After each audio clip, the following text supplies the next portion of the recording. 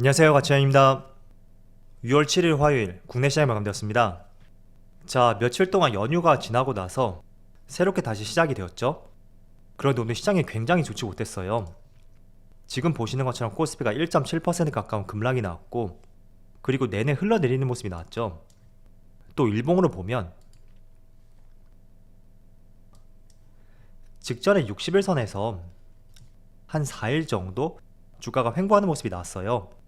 그런데 확실하게 돌파하지 못하니까 다시 한번 크게 급락하는 모습이 나왔고, 그래도 21선 위에서 마무리가 되었기 때문에 내일은 여기를 지지하고 반등이 나올 수 있기를 한번 기원해 보겠습니다. 자, 그리고 코스닥도 보면 코스닥은 무려 2% 가까운 급락이 나왔고, 코스피하고 비슷한 모습이 나오고 있죠. 종가가 그래도 21선을 지켜주고 있고, 마찬가지로 코스닥도 내일 반등이 나오기를 한번 기원해 보겠습니다. 자, 그리고 시가총액 상위 종목들을 보면 오늘은 SK이노베이션을 제외하고는 모든 종목들이 1% 이상의 급락이 나왔어요.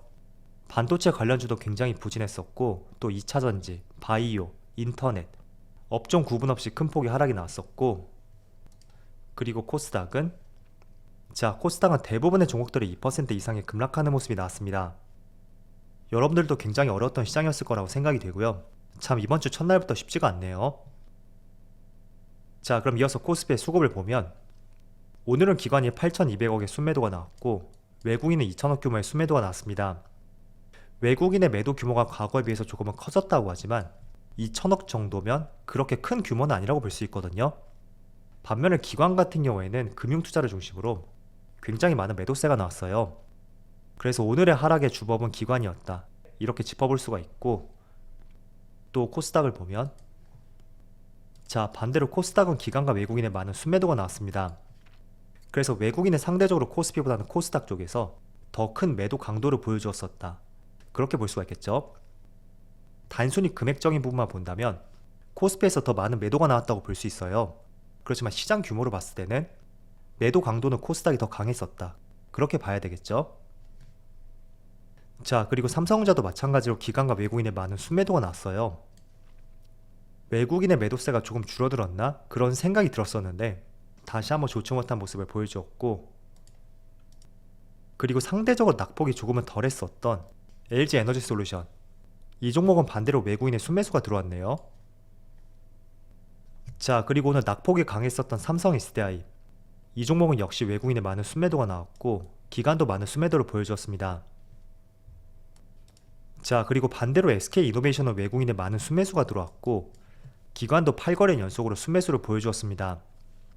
시가총액 상위 종목 내에서 유일하게 상승한 종목이죠. 자, 이어서 주차별 매매 동향에 대해서 살펴보도록 하겠습니다. 6월 7일 외국인이 가장 많이 매수한 종목은 SK이노베이션, 한국항공우주, KTNG, 크래프톤, LG이노텍, 이렇게 5종목을 순매수 상위 종 올렸습니다. 자, 그리고 기관도 마찬가지로 SK이노베이션, 하나솔루션, OCI, S-오일, 현대모비스, 이렇게 5종목을 순매수 상위 종 올렸습니다. 국제유가 상승과 관련된 종목하고 태양광 관련주, 이렇게 두 가지 섹터에 집중을 했던 것 같네요. 자, 이어서 해외 증시의 흐름을 살펴보겠습니다. 국내 증시는 어제 휴장이었잖아요. 일단 이틀 동안 S&P 500 지수의 변화를 한번 살펴보면 지난주 금요일날은 마이너스 1.6%, 어제는 0.3%의 소폭의 상승으로 마감이 되었습니다. 그리고 나스닥을 보면 나스닥도 마찬가지로 지난주에 마이너스 2.4%가 나왔고, 오늘은 보시는 것처럼 소폭의 상승으로 마감이 되었어요. 그리고 다우지수도 마찬가지로 금요일날 마이너스 1%가 나왔고, 오늘은 거의 보합권 내에서 마무리가 되었죠. 자, 그래서 이틀 동안의 미국 증시의 흐름하고, 그리고 장중의 나스닥 선물지수를 보더라도 흐름이 그렇게 썩 좋은 것 같진 않아요. 그래서 오늘은 시장 흐름이 썩 그렇게 좋은 것 같지는 않고, 또 오늘 같은 경우에는 종가는 플러스 0.4%에서 마무리가 되었거든요. 그런데 장중에는 무려 고가가 2% 가까이 꽤나 좋은 모습을 보여주었습니다. 그렇지만 그거에 비한다면 상당히 밀린 상태에서 종가가 형성이 되었다고 볼 수 있고요. 그리고 아시아 증시를 한번 볼까요? 반대로 일본 니케이는 0.5%의 상승이 나오고 있고, 대만은 0.5%의 약세가 나오고 있습니다. 그리고 중국 상해지수도 0.5%의 상승이 나오고 있고, 아시아 증시는 대만 증시를 제외하고 큰 변동성보다는 그래도 나름대로 견조한 모습을 보여주는 것 같아요. 그렇지만 코스피는 그거에 비한다면 조금은 아쉬운 모습을 보여주는 것 같고, 일단은 어제 휴장이었던 만큼 지난주 금요일날 미국 시장의 약세, 거기에 따른 주가가 되돌리는 모습을 보여주는 것 같고, 또 오늘은 10년물 국채금리가 3%를 돌파했더라고요. 그래서 그 부분도 하나의 영향으로 다가오는 것 같습니다.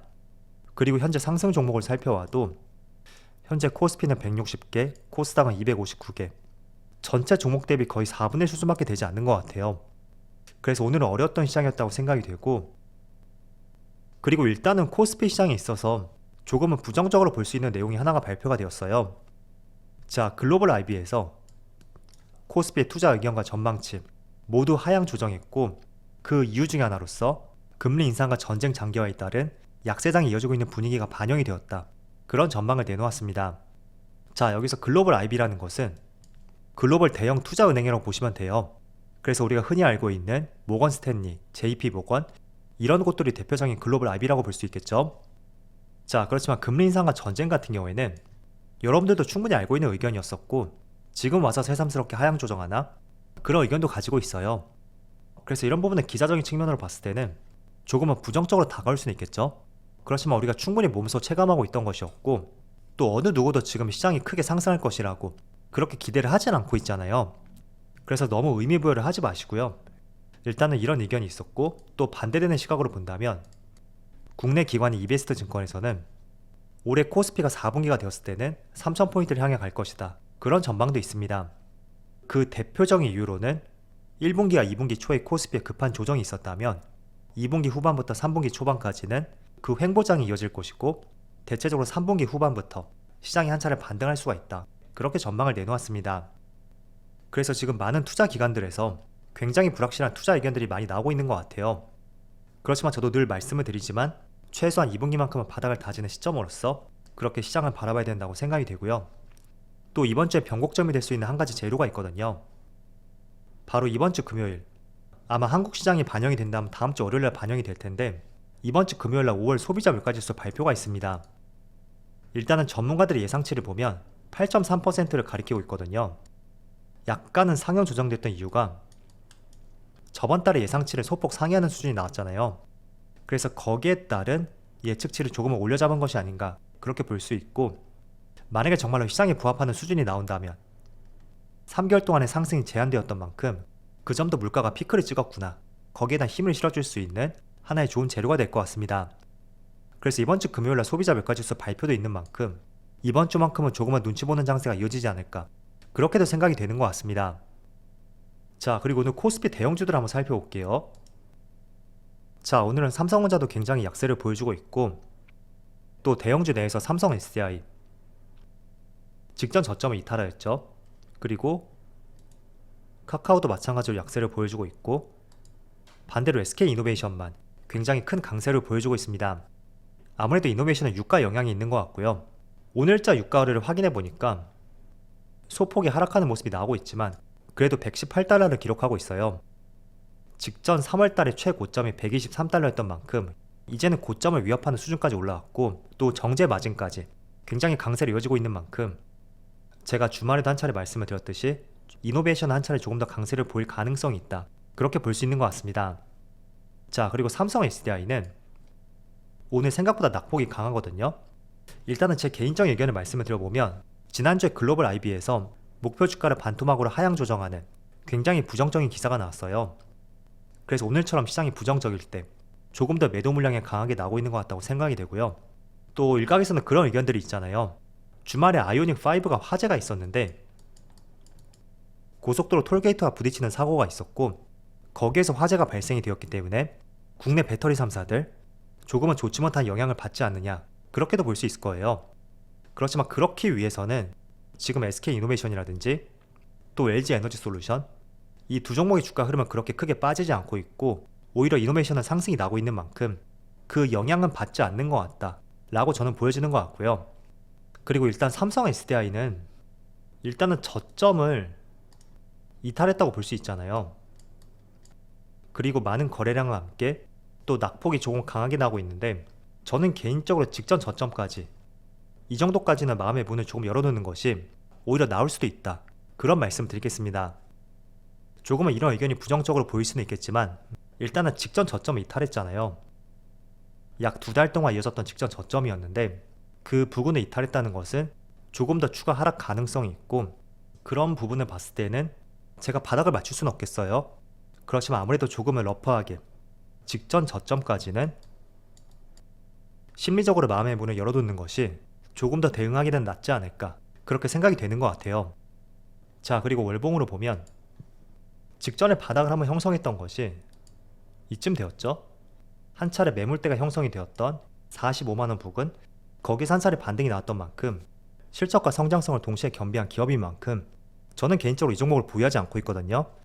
그런데 만약에 지난 저점 쌍바닥을 형성하는 시점까지 온다면 한 번은 강하게 비중을 실어서 종목을 투자할 수 있는 계획을 세우고 있습니다. 그래서 오늘 낙폭이 조금 강하게 나오고 있지만 분명히 성장성을 겸비한 산업과 종목인 만큼 저점에서 매수하고자 하는 매수 주체들, 충분히 많은 주체들이 대기하고 있을 거라고 저는 생각이 돼요. 때문에 혹시나 들고 계신 분들이라면 지금은 매도할 구간이 아니고 어렵더라도 시간을 갖고 3분기와 4분기를 위해서 방향을 잡고 대응할 구간이다, 그렇게 말씀을 드리겠습니다. 자, 이틀 동안에 제가 쉬고 영상을 올려드렸는데 조금은 웃으면서 말씀을 드렸어야 되는데 다소 아쉬웠던 시장이었던 것 같아요. 하지만 이번 주 초반은 부진했다고 하더라도 이번 주말 그리고 6월 말에는 모든 종목들이 조금 더 높은 위치에서 주가가 형성되기를 기원해 보겠습니다. 자, 그럼 오늘 영상 여기서 마치도록 하고요. 언제나 여러분들의 성공 투자를 기원하도록 하겠습니다. 감사합니다.